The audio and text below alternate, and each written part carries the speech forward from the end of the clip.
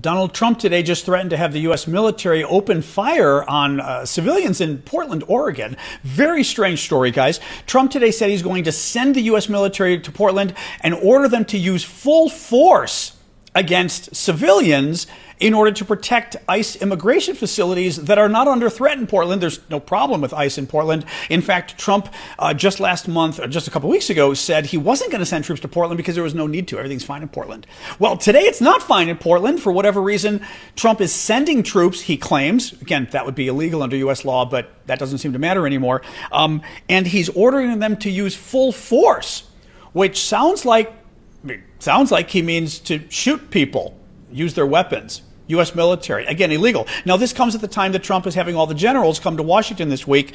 Very unusual move, ordering them to get in line or get out, according to one of the papers. Is this why? Because he's planning on using U.S. troops to open fire against civilians. And if the generals don't agree, of course, the troops aren't going to do it. This is very scary times, guy. Pay attention. Donald Trump stated on Saturday that he was deploying the troops to Portland, Oregon, authorizing full force if necessary, ignoring pleas from local officials and the state's congressional delegation, who suggested that the president was misinformed or lying about the nature and scale of a single small protest outside one federal immigration enforcement office. Trump made the announcement on social media using references to anti-fascist and United States Immigration and Customs Enforcement ICE.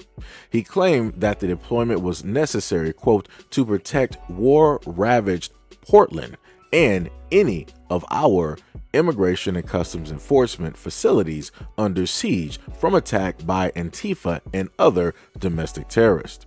The White House did not provide details in connection with Trump's announcement, including a timeline for the deployment or what troops would be involved. Portland's mayor, Keith Wilson, stated at a hastily assembled news conference on Friday night that the city had become aware of, quote, a sudden influx of federal agents in our city. We did not ask for them to come. They are here without clear precedent or purpose. Quote, the president has sent agents here to create chaos and riots in Portland, to induce a reaction, to induce protests, to induce conflicts. His goal is to make Portland look like what he's been describing it as. Oregon's junior senator, Jeff Merkley, stated, quote, he wants to induce a violent exchange. Let us not grant him that wish. Let us be the force of orderly and peaceful protest. The senator also drew attention to a video evidence from the local newspaper, which showed federal agents using force against small numbers of protesters outside of the ICE facility who remained peaceful. Although a spokesperson for the Oregon National Guard stated that no official request for troops had been made just yet, convoys of dozens of federal agents in marked and unmarked SUVs were seen on Friday entering a federal building downtown and an ICE field office in a residential neighborhood that has been the scene of regular protests by dozens of protesters. Quote, the president of the United States is directing his self-proclaimed Secretary of War to unleash militarized federal forces in the American cities he disagrees with.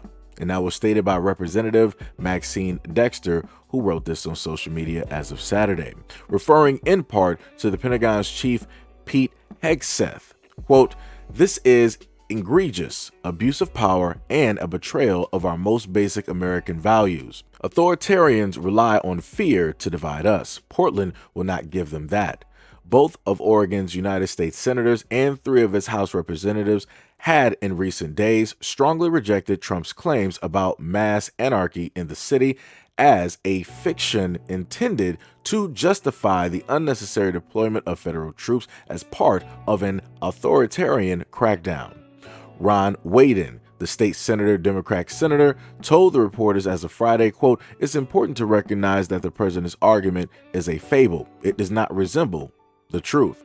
He also added that if he watches a television show in the morning and he sees Portland mentioned, he says it's a terrible place. During an Oval Office event on Thursday, to announce that the administration intends to investigate and disrupt what it claims is, quote, organized political violence funded by left-wing groups, Trump made several wild claims about Portland. It was a center of racial justice protests in 2020 after the murder of George Floyd by the Minneapolis police officer. But life has long since returned to normal, and barriers around the federal courthouse and police headquarters downtown have been removed. The president, however, apparently deceived by videos of handfuls of protesters gathered outside of the ICE facility in the southwest Portland neighborhood, broadcasted by conservative outlets, insist that the city has been in nonstop anarchy since 2020 and is barely livable. Quote, Portland is, I don't know how people live here. It's amazing, but it's anarchy out there. Later, Trump then stated, falsely, that most of the city's retail stores had closed due to arson attacks, and the few shops that are open were covered in plywood, describing the small number of protesters who have gathered outside of an ICE facility that has been illegally used for detentions in a residential neighborhood. Trump claimed without evidence, quote, these are professional agitators, these are bad people, and they're paid a lot of money by rich people. But we're going to get out there and we're going to do a pretty big number on those people in Portland that are doing that. A representative of Oregon Democrats stated on Friday that, quote, this proclaimed war on Antifa is complete fallacy. Antifa is an ideology, it is not a group, and so we're extremely concerned of what he's going to try to do with that pronouncement. So I just want to state for a lot of folks out there that whatever takes place, whatever happens, people out there voted directly for it. A lot of people felt that, you know, the administration and everything of that sort is within their best interest, that they're going to do what they need to do in order to protect them, the betterment of them, their society, their children, their population, all of these things. So again, I just have to highlight this and try to hit this home, because so many times that I do live streams, so many people have a lot of varying things to state.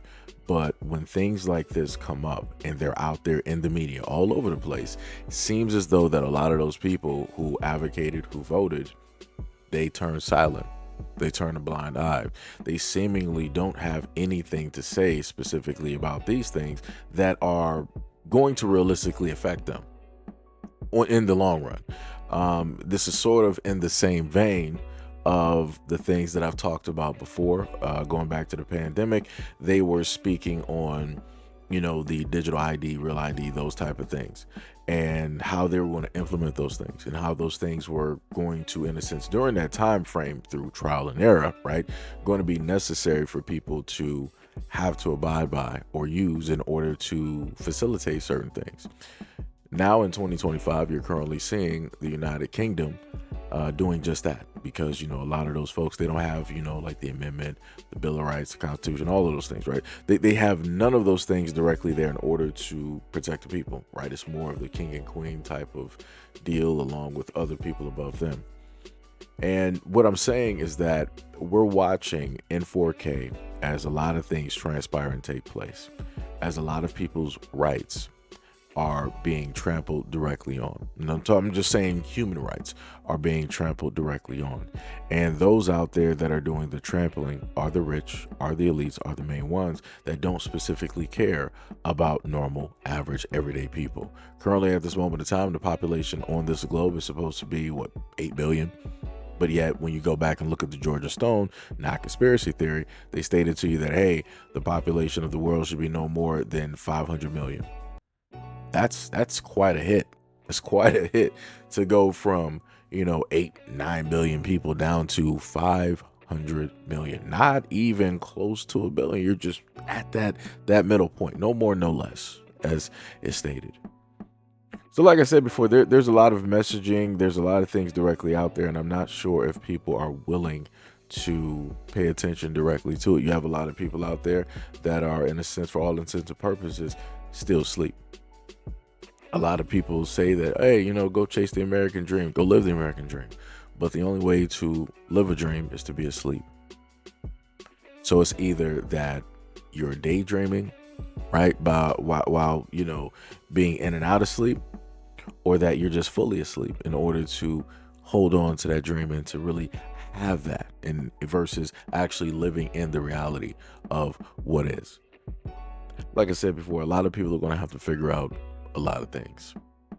A lot of people are going to have to figure out a lot of things, and the end result is going to come down to a lot of people aren't going to want to face the music of how it is that they are the causation of their own downfall or their own country. But anyways, let me know what you guys think about this video and everything I stated in the comment description below. And as always, peace, love, and stay tuned for the next video.